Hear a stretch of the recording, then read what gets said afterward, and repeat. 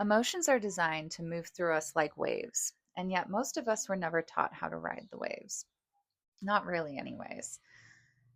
So, when we think about emotions as waves, we understand that there is a crescendo, a apex, and it can feel really intense. And a lot of times too, especially as children, our emotions show up as very big expressions, and they can be very inconvenient for our caregivers, hence they get stifled, very understandably. However, if we are never given the opportunity to fully feel that apex and then to let it dissipate, we get into the habit of stifling our own emotions, cutting them off before they can complete.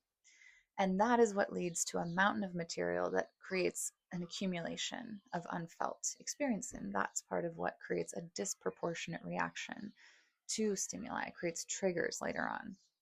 We have to learn how to take the charge out of our nervous system from years of unfelt experience to allow us to have a more right sized response to our current life experience. So, there's interesting information too that science has begun to discover.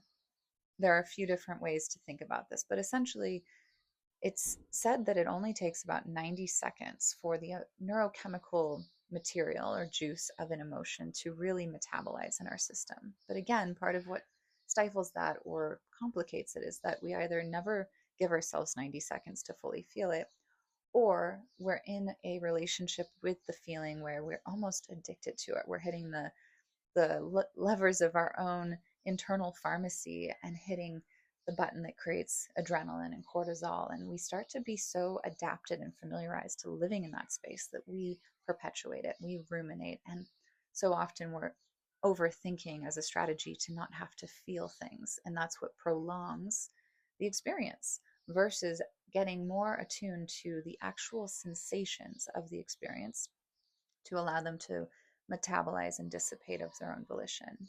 I like to bring up the analogy of a Chinese finger trap too. The more we resist it and try to make it go away, the more it tightens around us and gets stuck. The more we actually know how to release into it or just allow it, the more it naturally releases.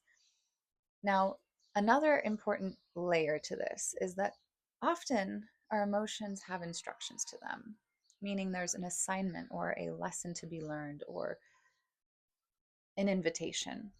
Think of it like a check engine light on the dashboard of a car. If we were to just put tape over that check engine light and never actually look under the hood, it's only going to get us so far. Eventually, we're going to break down.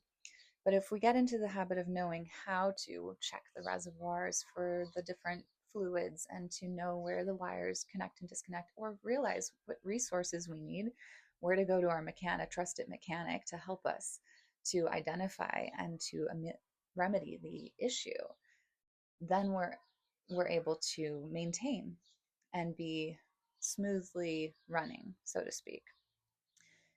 If you're interested to learn more, to go into deeper layers of this and understand more examples applied to real life, please join me for a free workshop, Feelings as Indicators.